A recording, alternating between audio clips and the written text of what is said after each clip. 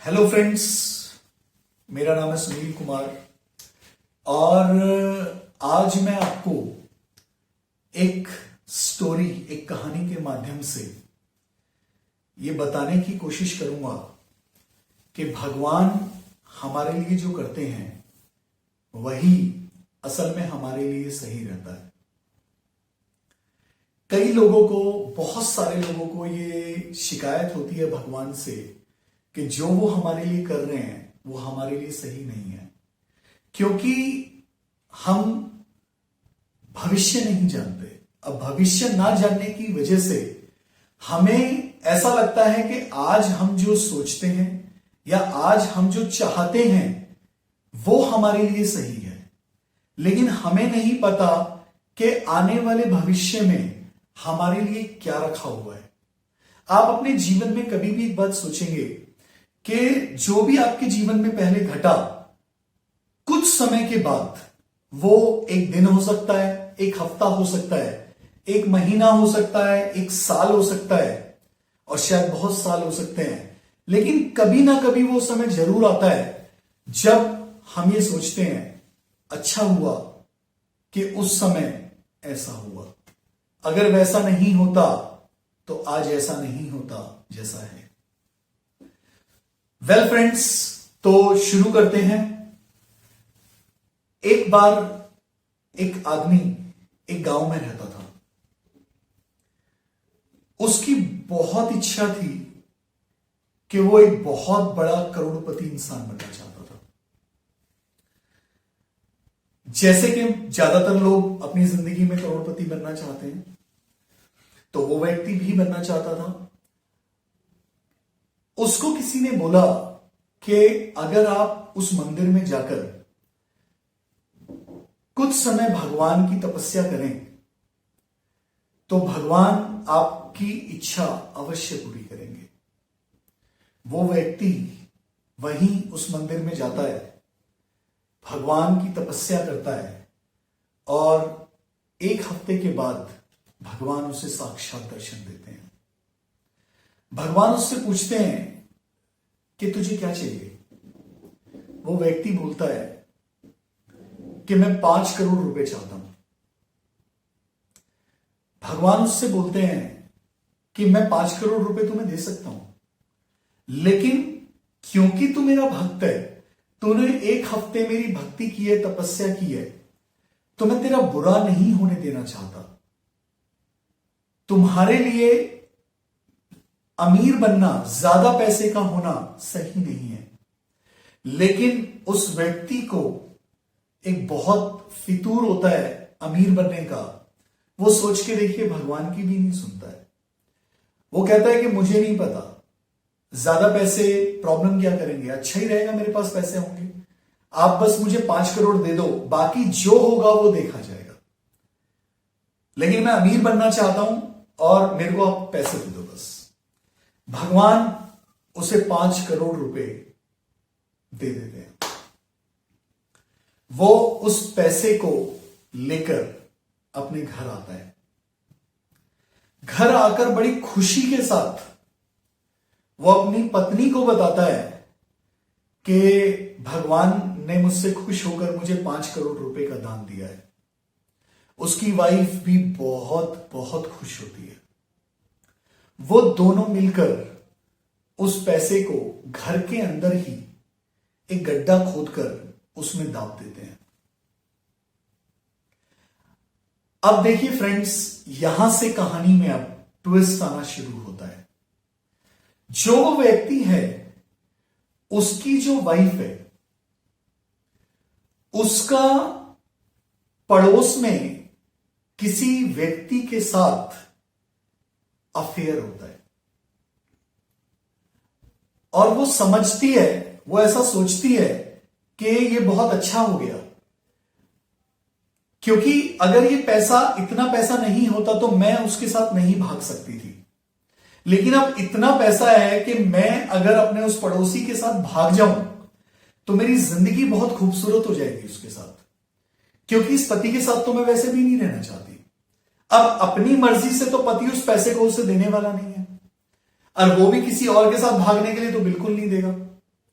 तो वो उसकी पत्नी और उसका प्रेमी दोनों मिलकर एक प्लान बनाते हैं कि हम रात को इस व्यक्ति को मार देंगे और उसके बाद इस पैसे को निकालकर हम अपने साथ ले जाएंगे।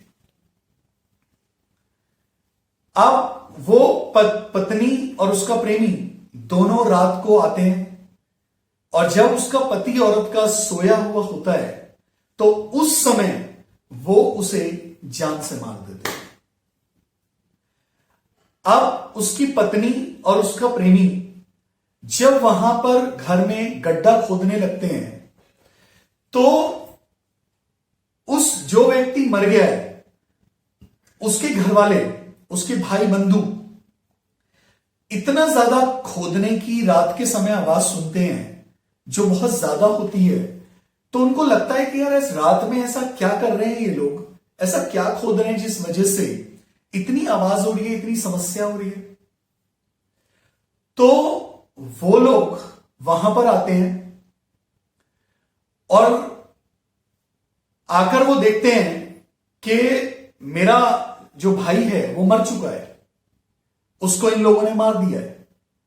और जहां पर वो गड्ढा खोद रहे होते हैं वो छिपकर देखते हैं कि वो गड्ढा खोदने के बाद उसमें से बहुत बड़ा बॉक्स निकालते हैं और जब वो उस बॉक्स को खोलते हैं तो उसमें बहुत सारा पैसा होता है।